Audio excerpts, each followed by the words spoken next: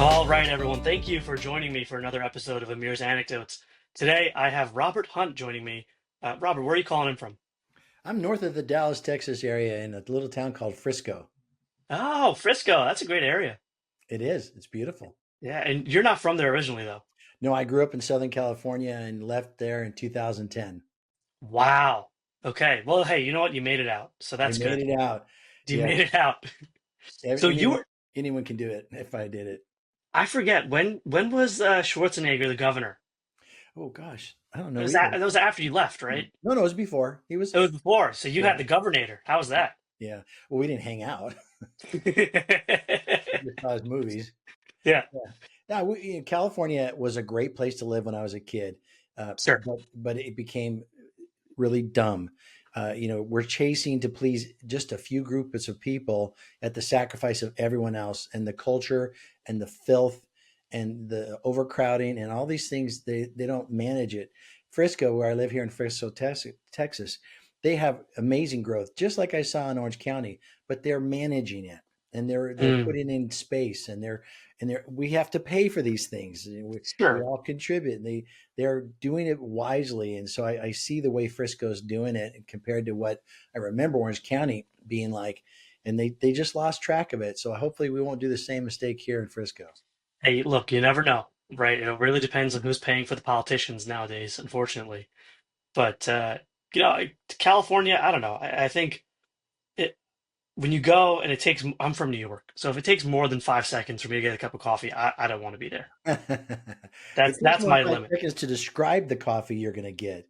Yeah, You that's just right. walk up and say coffee, and they're like, "Oh yeah." Yeah, yeah. There you go, black coffee. So all right, so you're in Texas. You're from Southern California. You got out, 15 years ago. Good for you. Yeah. And hopefully I don't piss off anyone who's listening to this from California. Uh, They can go just too. hey, look, hey, I'm jealous because you have the beaches. All right, you take the win where it is there. Now, so you're in Texas, and what do you do for a living? I run groups for business owners and CEOs. They're called peer groups. You're meeting with your peers, and they are people who would advise you. They call them peer advisory groups, like having a board.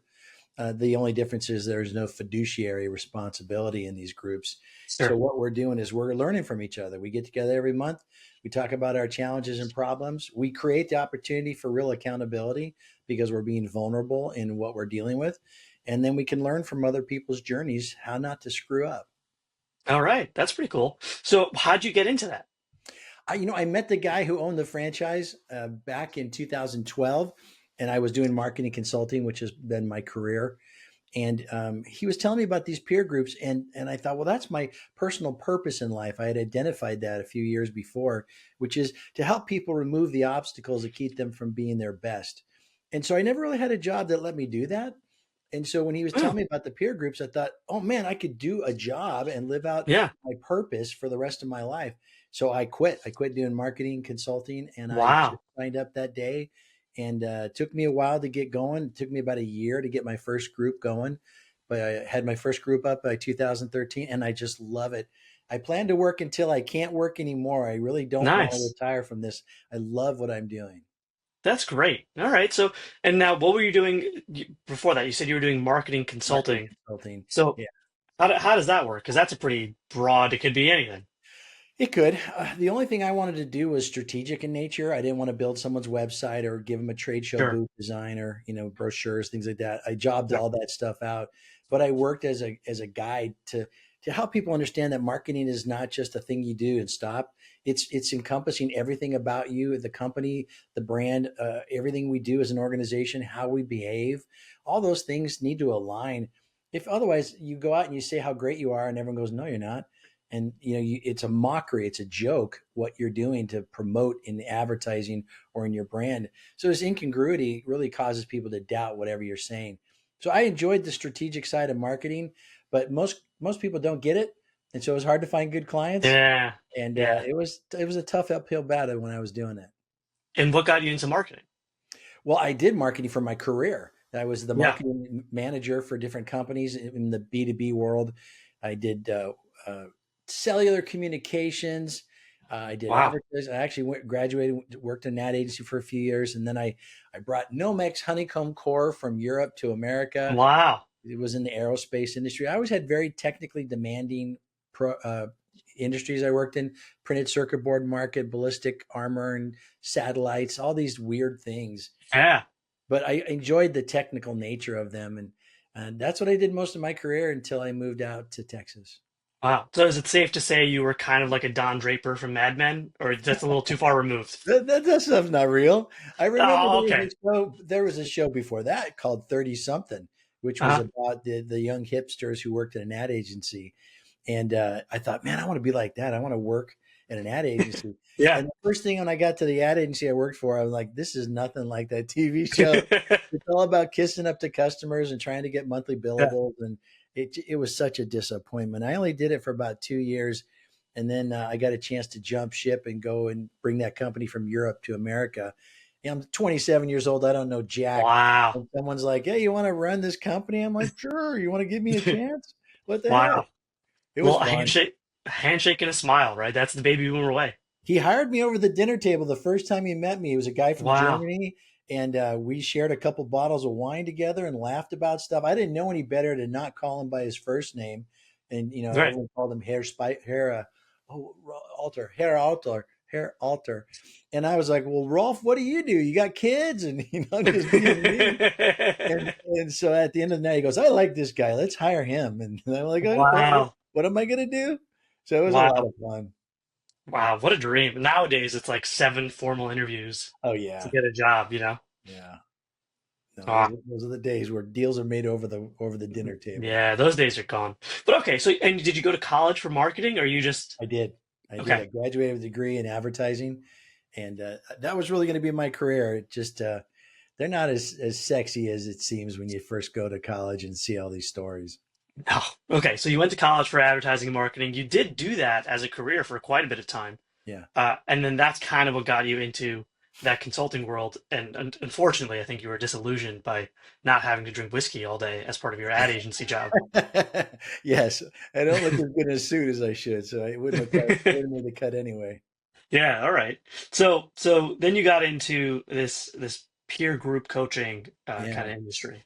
So yeah, that's interesting. It's almost like you had two different chapters in your life, very right? much. You have now this peer group coaching business, and you had the marketing and advertising version of yourself, right? Mm. And I started the job when I didn't really have any money. Yeah, So here's a clue. If you're going to start your own company, have a lot of money because it takes a long time to get your own yeah, business going. And no matter what runway you think you need, it's more. It really yep. is. Yeah, I mean, look, we'd love to talk about, how Google started with a server rack with Legos in their aunt's garage or in a garage, right? But if you dig deeper in the story, it was like their aunt's garage. You look into like Bill Gates with Microsoft, his mom was on the board of IBM, right? So it is about, they were already kind of well-off families, not just college Yeah. dropouts. They say if you want to make $1 million, you got to start with two. Yeah, it's easier to make, you know what? It's easier to make the second million than the first. So I'm going to start with the second. Yeah. But if you're called, if you're passionate about it, if you know this is what you want to do, don't let it get in the way. But you got to be real at the same time. The downfall for us was I was used to making good money as a marketing director. $250,000 was my annual salary for a Oh, normal wow. kind of work. I get some bonuses from time to time and those kind of things. So we're making good money. And then you start your own business and nobody pays you. You get no No, money. And I was no. thinking like, well, okay, so how I can float, I can run this for a while. And I still do some gigs on the side for some marketing clients I had that still wanted my help, and I'd make a little bit here and there. But you start your own business, you don't get paid in most cases. Yeah, I have clients who have companies they haven't been paid in years. I mean, they're making money, but they just don't take any money out for themselves. It all goes sure, to run sure. the business. And so if you don't have the runway to do that, you can get in a really bad place, which is what happened to us. Yeah, so let's talk about that. So, what is, as you think about this arc of your life, the most stressful financial position that you've been in? Well, we were $90,000 in debt, not including the house or the cars in Wow. 2019. And it didn't start at 90, it started like 5,000 here and some credit cards. And at the end Sure. of the year, when the taxes were due, I'd only made enough money to live on and not enough to pay the government. So when I Oh, made jeez. revenue, I didn't pay any taxes. I just said, okay, I'll owe you next year. and then next year, and then next year, and it just kept adding. And it grew and grew and grew. And Brutal. then I also felt bad that I wasn't building the kind of business that I wanted to give my family the life that I wanted to give them. So instead of saying, "Hey, we should cut back and really be smart about our money," I just kept spending money like it was going to be tomorrow. I was going to catch it up, and every year it was tomorrow, tomorrow, and it just kept getting worse and worse. So I lacked any accountability to good discipline, to financial wisdom, and I would never talk about it because it was so bad. I wouldn't even bring it up. I Yeah. remember one year my brother offered to take Kathy and I on a vacation somewhere because he sensed our stress. He says, "I'll listen. We just want to take you guys and bless you. We're going to pay for everything. We'll cover the whole trip. It's all on us." And I said, "No, I can't Yeah. go. I got to stay and work." And I Yeah. turned down a free vacation because I was living in fear and worry and stress, and I was Wow. making it even worse for myself. That vacation would have been a great blessing. Get your head clear, get energy, come back and kick Yeah. butt. But instead, I just was in such a beat down mode that I just was holding myself back. Yeah. Wow. So you had the 90,000 of credit card debt that you just, how long did it take you to accrue that? 10 years, 5 years, 2 years? Yeah, it was actually 50, almost 50,000 in government debt that I owed them. If I hit the Wow. 50,000 mark, they were going to start garnishing my wages or Jeez. over my checking account.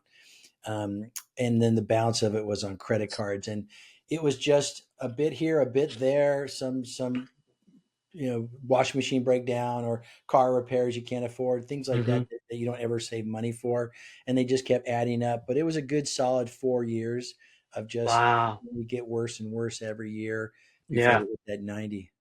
And what was your income around that time? It wasn't much because you got to run the business. So the business Yeah. would generate money, and then I would take out whatever I could take out. But as you know, if you're on your own business, you got to pay your overhead. I didn't have any Yep. employees, so it was just me. But it still cost money to make money, Yep. hosting the events, paying the meeting space. So I would take out every month. I take out $6,000, $7,000 a month to just feed the family and take care of our needs. So it wasn't much. It was under 100,000 that I would take out from the Yeah. business, but it wasn't making that much either. I mean, I only had No. at the end of 2019, I had 9 clients, and that was doing somewhere about $120,000 a year in revenue. And so it Wow. wasn't very much. And when we started 2019, no, that was the end of 2019. So it was even less than that at the beginning. At the beginning of the year, we just looked at our lives and we just said, we're not living the life we want. And Yeah. the reason was it was us. It was the Yeah. decision we were making, and we realized we need to change. And so we decided that year in 2019, if we didn't get out of debt completely, we would sell the house and start over. I don't know how I thought I was going to get out of $90,000 in debt when I'm Mhm. barely doing Yeah. 120. But Yeah. we just thought, oh, maybe God will just drop a big bag of money in the backyard, and we can go pick it up and pay everybody Right. off. I wasn't going to file bankruptcy. I wasn't going to screw over the people who had been kind enough to give me a credit card or the government that I owed money to. I was going to honor it, but I needed a solution. And that's when we decided, okay, we got to sell the house. Wow. And so, and do you have kids? Yeah. Yeah. At the time, they were both living with us. No, that's not right. Lauren was down in Austin. So James was still with us, but Lauren had already graduated college and moved to Austin. Wow. But you were accruing the debt while your kids were at home. Yeah. Yeah. That's what gets you. But just for context, so the business is revenue is like 120 grand, but you have to pay all the business expenses, which was Right. it sounds like maybe 40-ish a year. Yeah, it was Uh, probably somewhere around $3,000 a month for yeah. the cost of doing business, plus some sales and marketing efforts like taking people to lunch to meet them Sure. and get leads or something like that. So we were probably somewhere between $4,000 and $5,000 a month in overhead or cost of business.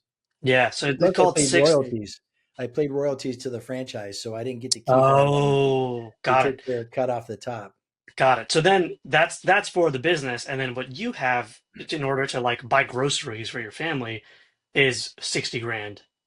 Yeah, yeah, that's Okay. about right. And was your And wife working at the time? she was also working at Okay. a dentist office and doing quite well, and so she was contributing to that. But we were spending Yeah. pretty hefty. We had a really big house. It had a movie theater upstairs. It was Wow. in California styles. I had a 1,600 square foot home built in the Yeah. '60s, and that was worth a Yeah. $500,000. I moved to Texas for $400,000, you can get a mansion. And Yeah, so yeah, yeah, we, yeah. we we did. And so we had a really nice house, but we couldn't afford it. I mean, just the Yeah, property taxes alone were $8,000 every year, yeah. and insurance and just the upkeep. You gotta keep a big house like that fully stocked with beautiful furniture that I couldn't afford, and Oh, yeah. all those things add up. Yeah, wow. So you're making, call it 60 grand after all your business expenses. Your lifestyle was, it sounds like probably 10,000 a month, if not more. Yeah, yeah, it was more. Wow. So you're making five, you're spending over 10. Your wife is making some money at a dentist's office. And so over 4 years, you racked up a $50,000 tax bill and 40,000 in credit card debt. Yes, Brutal. yes. Wow.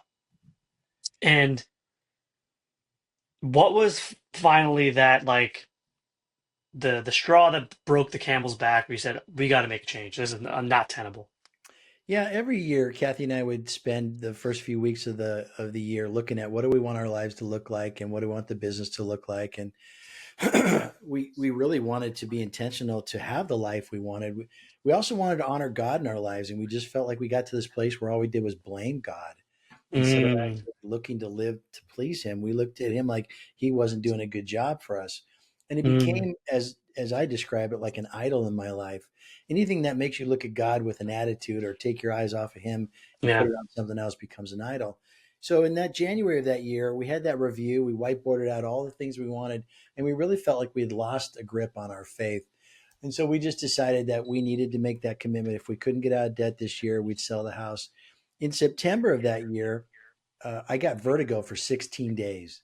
Wow. I never had vertigo before. They couldn't figure out why I had it. Went to doctors and chiropractors, and there was an acupuncture voodoo lady that I went to. I'm like, look, I'll Jeez. drink chicken blood, whatever I got to do to Yeah. get this thing to go away. Yeah. Nothing would go away, and we just called out to God and said, "Yeah, would you heal us?" And He healed me, and He took it away. But it was a wake up call for me to go, what if I had vertigo the rest of my life? What if it comes back and I can't earn money? I can't wait to try and get out of debt. I got to do it Yeah. now, because being $90,000 in debt and not being able to make money would pretty much say you're going to live on the street. Oh, And yeah. so that was the thing that broke the camel's back, was to say you can't kick this down the road one day longer. You need to own it today, and that's what we did. Wow. We called a real estate agent. We started the journey to sell the house. So then you had to sell your family home, which, going from the guy in California and advertising making $250,000 a year in the early 2000s, which is probably like $400,000 today Yeah. with the big house in Texas. I mean, I mean, you really have to look at yourself in the mirror. That's a huge change. Yeah, we talk Uh, about it in the book, but it comes down to this place where you say the pain of where you are is worse than the pain of where you're going to go, then you'll mhm. change. And that was totally us. And so we did the typical things that we outline in the book. When we realized that we had problems, we blamed, we made excuses. We said Mhm. there's nothing we could do about this, or we waited and hoped it would get better. And we remained as victims because of that mindset all those years. And we never owned it. But when we finally got to the place where we said to ourselves, wait, nobody cares. Nobody cares if we're broke, if we're fighting with each other, if we're stressed and Mhm. emotionally overwhelmed. Nobody cares because they got their own junk to take care of. Yep. And when we care enough to do something about it, we then finally gained the power to make a change. And we did. And that's what the second half of the book talks about, which is the first thing you do is acknowledge reality. I've got equity in this house. I could sell Yeah. this house. The Yeah. second thing you do is you embrace the suck. And it sucked to sell our Oh, house. yeah.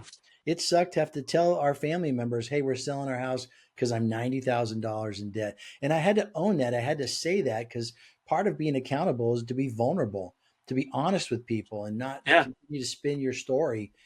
And then the third thing you do after you embrace the suck is you find a solution. So we found a real estate agent. We had to change the house. We had to move some of that furniture out so it didn't look so crowded. We had to do Wow. some things to fix it up. So we had things to do.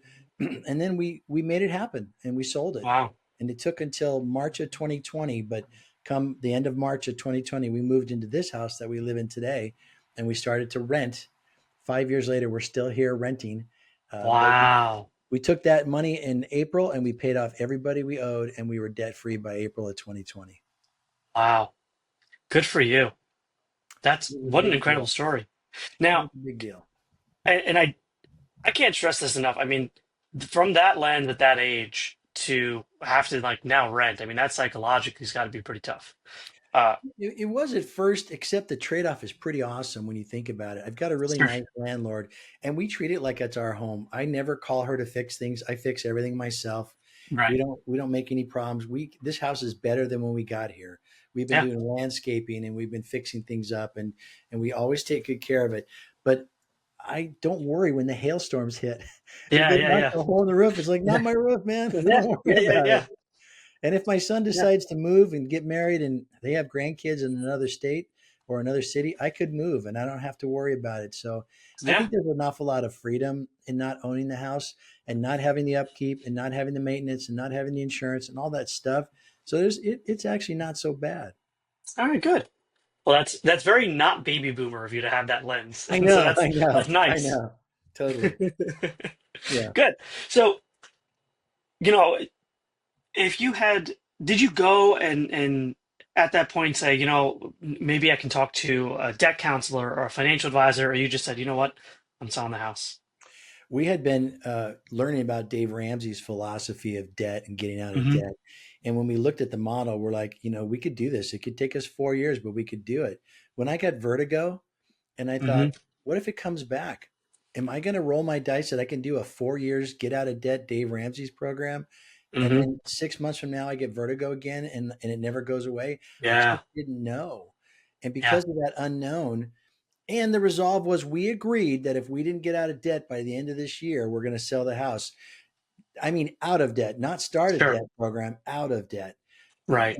And so we had made a commitment and we were going to stick with it. So by September, when the vertigo hit, we're like, well, clearly we're not going to get out of debt in 4 months. And nothing has changed that would allow us to do that in the first place. So let's go ahead and sell the house. Wow. Yeah, I mean, I'm trying to think about if you had seen me, for example, at that time, like what kind of financial advice could I have given you? And it's, kind of the stuff you kind of already touched on, right? Like see a debt counselor, you can, declare bankruptcy, like some of the avenues that really wouldn't work, particularly if you have health issues. And also if it doesn't jive with your life stage or personality, that's an important factor Yeah, here, it you didn't know? jive with me. And and the only other thing that I would think of is from the onset, I think you commingled business debt and personal debt and a lot of small business owners do that. They muddy the balance sheet of their personal balance sheet and the business balance sheet.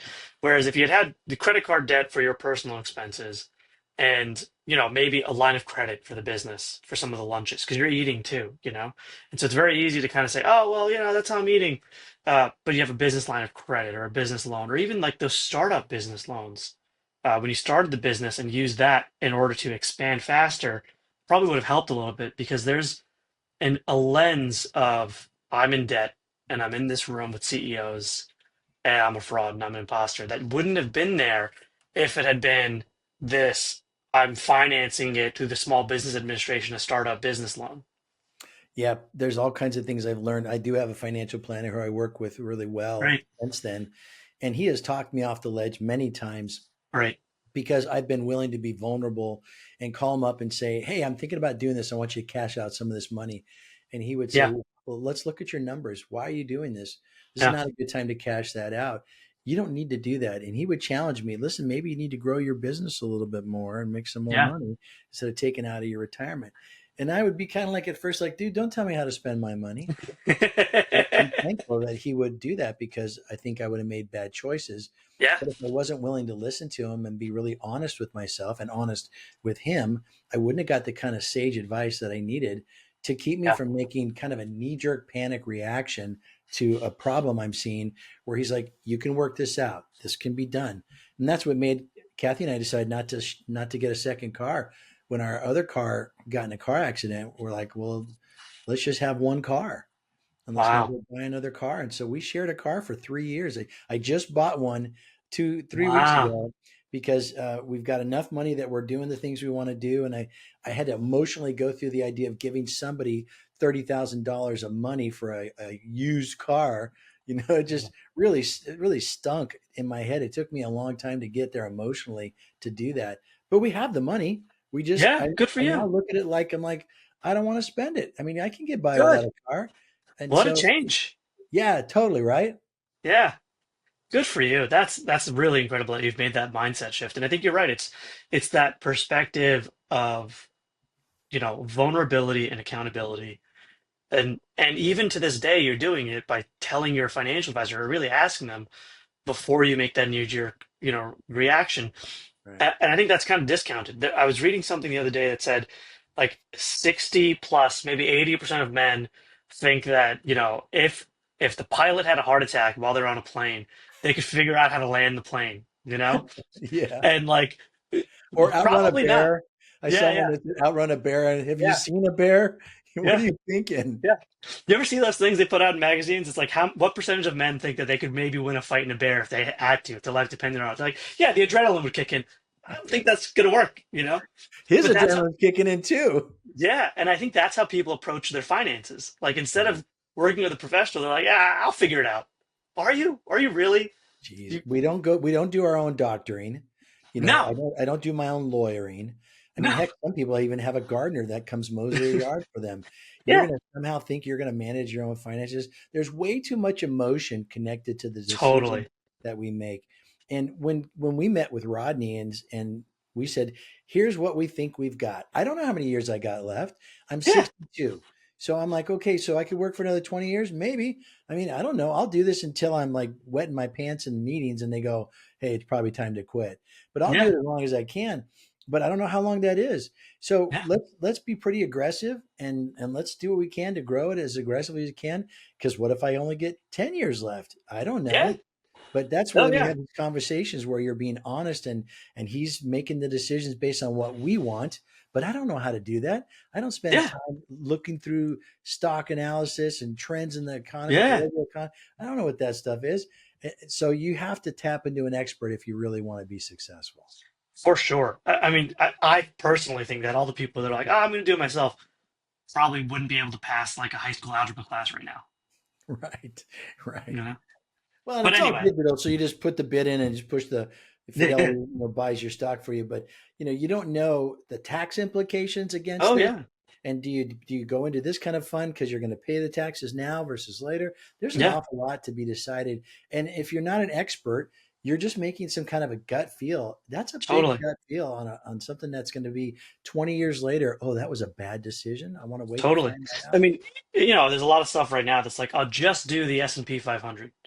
Well, what about all the companies that aren't in the S&P 500 that are American companies? Like one of the best stocks, I think last year, the year before was Sweetgreen. It's not in the S&P 500, you know? Hmm, And what about, you're driving a Toyota? That's a Japanese company. But that's not in the S&P 500. Why would it be? And right. so, but anyway, the point is the solution for getting out of that financial crisis, I'll call it, was owning the debt, being accountable, and following that solution and really talking about it, Yeah, you know? and it's amazing how we think we can't make cutbacks. When we went without cable, we went without cable. We went Yeah. without cable for a How long did you watch time. Wheel of Fortune? There's the thing, we read a book. We played, we hung out with friends, and um, we did some streaming services for my son to watch Disney. So Sure. here's $10, $12 a month. But there's a lot you can go without. We went without a car, and I could have bought that car 2 years ago, but I had Yeah. 2 years without a car. And if I had been making payments at $500 a month plus the insurance, plus tolls, plus maintenance, Oh plus yeah. gas, all that stuff, it would have been $1,000 a month. So for the last couple of years, I saved $24,000, Yeah. and I own my own car right now. It's paid in cash. I have a car that is my It's car. incredible. I won't pay any kind of payments, and so these are hard decisions. But we've lost the ability to look long term. We only Hmm. look at what I want right now, and I'm willing to sacrifice short term to live the Hmm. life I really want. That Yeah. doesn't mean I live in poverty. Everything's clean and works in this house. It's just a small house, and that's okay. At the Yeah. end of the night, I go into the same size bed that I had when I was in a big, big house. I'm in the same size bed as I am in this little house with the same woman who loves me. And it does not matter when you're in your bed with the one you love. That house does not matter how big it is. It That's matters right. that you're going to sleep well because you've not buried yourself with debt. That's right.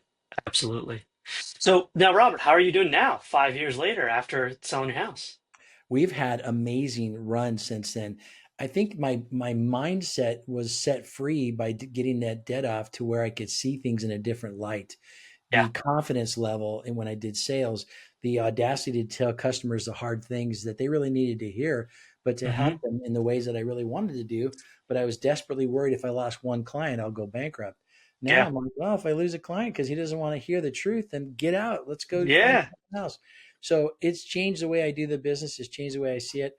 In 2020, we doubled our business Wow. because we had got out of debt. The world was shut down with COVID, and people were calling me like, "Hey, do you still do those peer groups? I have no idea what's going on in the Wow. world." We didn't know. Do we send them home? Do we bring them back? Do we have them demand they get the shots? Do we not? I mean, all these things that were going Right. on. Yeah. And So what the there was a CEOs want to lot. know what the other CEOs are doing. Right. So we doubled our business in 2020, and then we doubled that in 21. So we went from having Wow. nine clients at the end of 2019 to like 23 in 2020, and then 48 in Wow. 21. So it just exploded. And I think that was God's favor, being obedient to what I knew God would expect me to do and stop being angry at him that he wasn't taking care of my debt and blaming Yeah. him for my bad decisions. When we became obedient to God, I think he brought those blessings on. But I also felt that my confidence and my attitude and my demeanor and the ability to get focused and not spend all my time trying to worry about my debt, I had the energy and the time to go work on other things, including make my marriage the way I wanted it to be, that had really suffered from the years of stress over Sure. our finances. There was a lot of really healthy decisions that were made during that time. That's wonderful. And so it's fair to say, if you're nine clients, you were making around 100 grand, and now you're above a $500,000 of revenue. We did over $500,000 in the end of Wow. 21. Yeah. Wow. That's incredible. And it's that mindset shift, it unlocked that growth opportunity for you. Yeah, it does. You don't realize how much stress you're doing to yourself by not being smart with your money until you remove it. And by comparison, you look and go, wow, I can't believe how stressed I was before. Yeah, it's funny, my wife and I, when her and I were dating, I was, hey, honey, why don't we talk about our finances? And strong, independent woman in Manhattan, she was like, no, I have my own money. Don't ask me about how I spend it. And eventually, what I'd realized that we were both in a little bit of credit card debt, Mm. and she was embarrassed to show it to me. And the other thing was she uh, didn't like the actual actions of paying the credit card, and so she would avoid it and then hit like a late fee or a little bit of interest. Isn't that And the weird? money existed. She could totally pay the credit card. Yeah. She wasn't like going crazy, but she would just like, I don't want to deal with it. Yeah. And I was Yeah. like, hey, why don't I just do it for you? Like I'll do. It's your money from your checking account to pay your credit card, but I'll click the buttons for you. She was like, no, no, no, I'm an independent woman, blah, blah, blah. Eventually, she let me do it, just manage that part of clicking the buttons to use her own checking account to pay her own credit card. And the weight it lifted off her shoulders. She goes, honey, I didn't realize that even looking at it was stressing me out that much. Thanks for taking Yeah. care of that. Yeah. You know? We actually were so frustrated by looking at our finances that we didn't look at it. And Yeah. there were many times when I would do my taxes, I'd look back and go, "Hey, we missed collecting money from this client. I missed $9,000 in billables one year because I wasn't Wow. paying attention to the money coming in. And I Yeah. also had many thousands of dollars of charges that I'm like, what is that? I didn't even Yeah. know it. I never looked at the Yeah. credit card bills because it was always such a bummer that I just buried my head in the sand. I'm ashamed to have to say that that's how I lived. Other people would hear me say that and go, "You're an idiot. What? You didn't even look at Yeah. your bill?" Well, let me tell you, when everything sucks and you're just Hmm. overwhelmed emotionally, you can get broken where you can't make a good decision. Totally. And I bet there's a lot of people in this world that are like that. And Yep. if you really want to change, you got to own it. That's what Yep. accountability is all about. Get help, change things, cut back, sell your house, sell your cars, do whatever you got to do. But you own it. It's your life. And instead of being miserable and complaining about it, be willing to make the hard changes to really Yeah. chase and live the life you really want. And most importantly, like the types of professionals that you would utilize, financial advisors and lawyers and things like that, typically that first consultation's free. You can go get a ton of free advice just in that first consultation before you go run and sell your car, Yeah. and have that knee-jerk reaction. Just be willing to be honest. If you're going to go meet with Totally. someone and get a free first meeting, don't lie. Don't Yep. have to look good to them. If you want real accountability, it requires Yep. vulnerability. And if you're going to go and try and save face when you're meeting with someone, oh, we're not that bad, Yep. don't lie. Be honest, and then you can get the help you really need. Yep. In my head, I've convinced that the people that are, judgy about other people's finances, they're not, they are looking at their finances, but they're not looking at the mold in the corner of the shower, right? Everyone's got their blind spots in their own life. Yeah, totally. So, Robert, this was wonderful, and I really appreciate your vulnerability and sharing, your life. And so, if somebody wants to reach out to you for any reason, whether it's to join a peer group or just to hear more about your story or read your book, what's the best way for somebody to get in touch with you? Yeah, our book is available on all the booksellers' websites, but we prefer you buy it from us because we make more money. But Sure. so go to nobodycaresbook.com, nobodycaresbook.com. You can order it. You can go see, you can take an assessment online. You can see stories about people who have already read the book. We'd love to hear from you. We want to walk with you in your journey as you're going to make the changes in your life that you really want.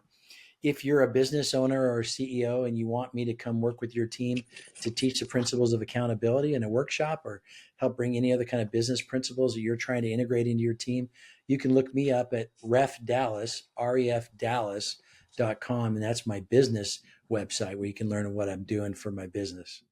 That's great. Thanks so much, Robert. Thank you.